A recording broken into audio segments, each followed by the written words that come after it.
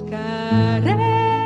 Queridas familias, queridos amigos, nos hemos reunido nuevamente a través de este medio para dejar que sea el Señor el que nos hable, Jesús.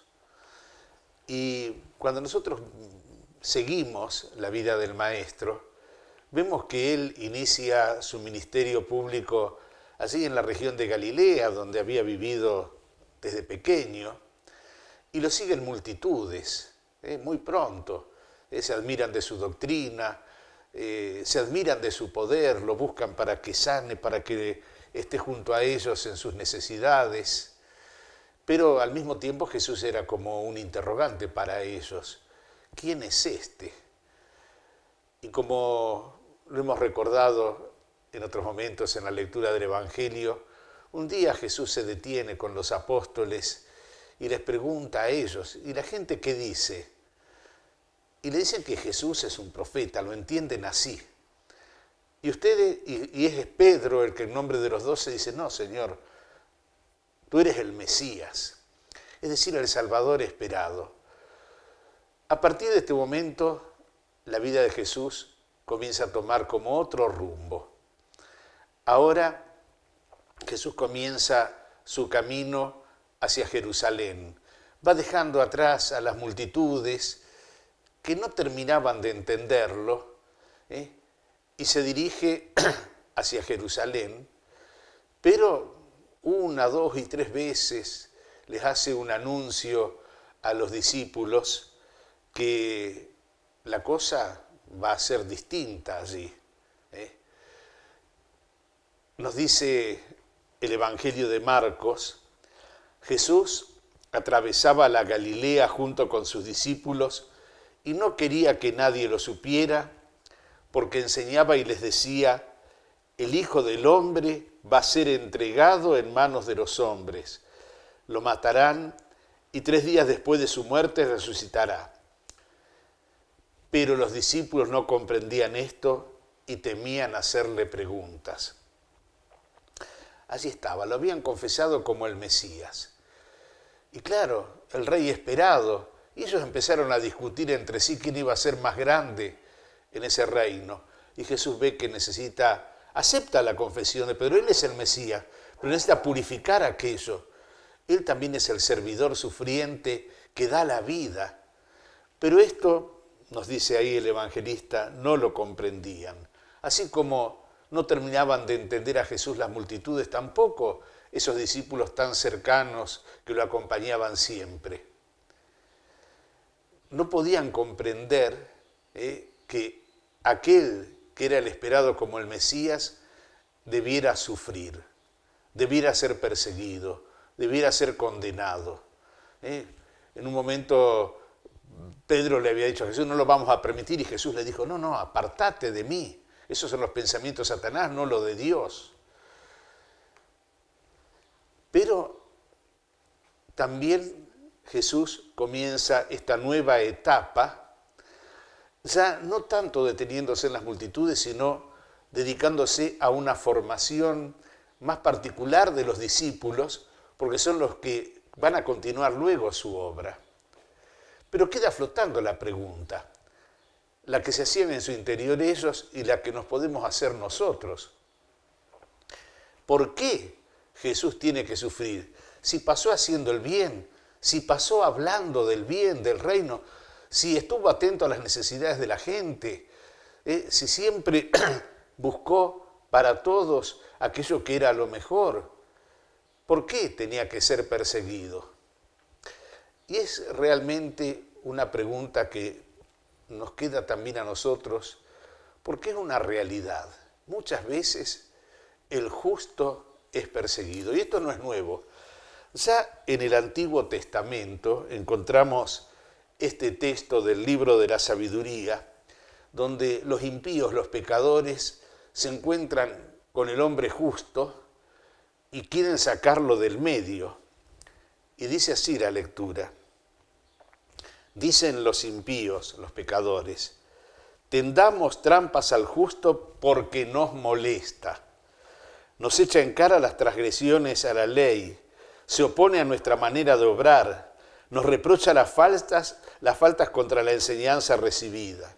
Y entonces traman sacarlo del medio. Y total, si realmente es justo, Dios va a venir y lo va a salvar.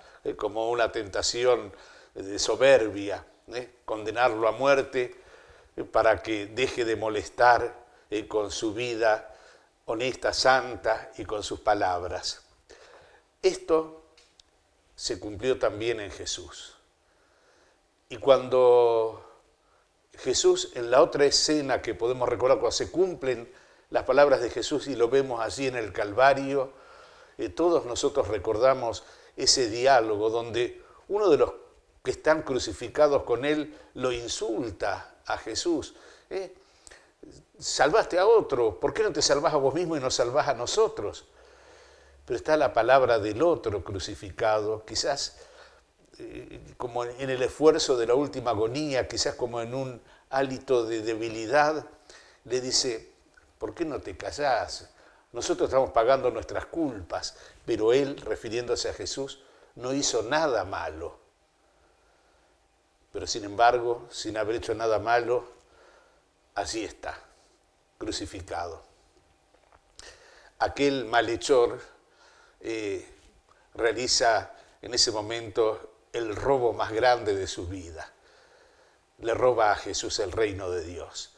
Es aquel primero que es capaz de reconocer en el crucificado al Mesías esperado. Y le dice, acordate de mí cuando llegues a tu reino. Y es el primer santo. Hoy estarás conmigo en el paraíso. Pero ahí está la realidad. Cuando se vive en el mal, no se tolera al bien ni a que hace el bien. Hay una parábola oriental. Las parábolas las usaba Jesús para enseñar, pero no solo son de él. En las culturas muchas veces están esos ejemplos que, tomando hechos de la vida cotidiana, nos hablan de realidades más importantes. Esta parábola oriental dice que había un grupo de mujeres que tenían la tarea de llevar, sus esposos eran pescadores, echaban las redes en el mar y cuando volvían, aquellos que recogían aquellos peces eran los que en sus canastas debían las mujeres llevar hasta el mercado para ser vendido. Bueno, y es así, pero en cierta ocasión cuando retornaban de un mercado lejano, la sorprendió una tormenta y debieron buscar refugio. Y lo encontraron en la casa de una florista que les ofreció una habitación para pasar la noche. Y en esa habitación había cestas con flores, muy aromáticas, ese aroma bello de las flores, dulce, que ella tenía preparada para entregar a sus clientes al día siguiente. Y claro, con aquel aroma al que no estaban acostumbradas, no podían dormir. Hasta que por ahí a una de ellas se les ocurrió una cosa. Dice, ¿por qué no tomamos nuestras canastas vacías, las mojamos bien con agua, así se resalta el olor del pescado, y con eso vamos a poder dormir? Las otras estuvieron de acuerdo, lo hicieron, y al ratito roncaban a pierna tendida. ¿Qué nos dice la parábola? Qué difícil es soportar el buen olor del bien, de la bondad, de la justicia, de la solidaridad, cuando se vive en una atmósfera acostumbrada al mal olor. En ese caso, ese olor nauseabundo de los pescados viejos. Pero en la realidad en la cual nosotros vivimos es ese mal olor de la atmósfera del mal, cuando alguien vive como encerrado en ella. Si alguien está acostumbrado a esos pensamientos materialistas que no piensan éticamente en nada, sino solamente en su bolsillo y en su bien sin preocuparse por los demás. Cuando alguien vive en un ambiente de corrupción e incluso se sirve de la corrupción para aumentar sus riquezas. cuando alguien está como inserto en esa atmósfera donde se cuchichea para ver cómo hacer una obra mala para beneficiarse, cuando alguien está más acostumbrado a las tinieblas que la luz, no soporta la presencia del bien, de ese dulce aroma que el bien es capaz de expandir.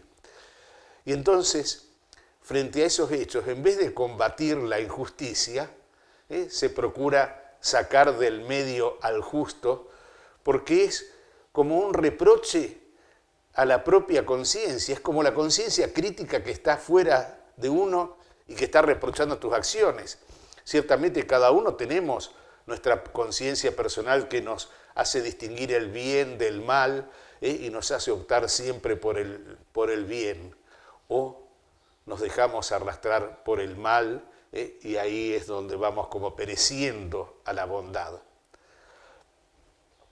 Jesús era un reproche para las conductas de aquellos que vivían un formalismo en su religiosidad o vivían en las aspiraciones del poder social, político, y entonces su presencia, la del que pasa haciendo el bien, la del justo, molesta.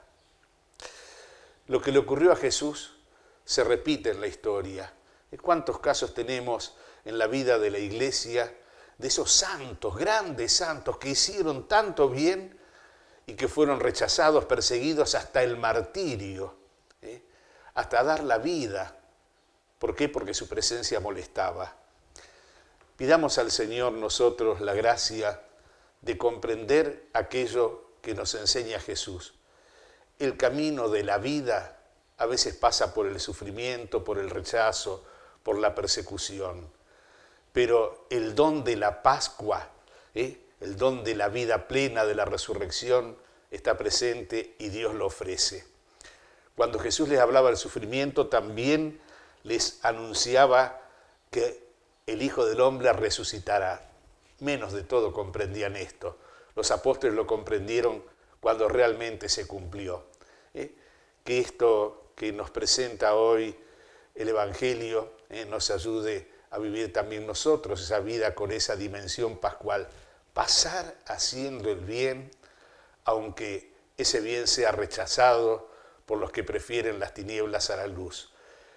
La Pascua es un don del Señor. Que Dios nos bendiga.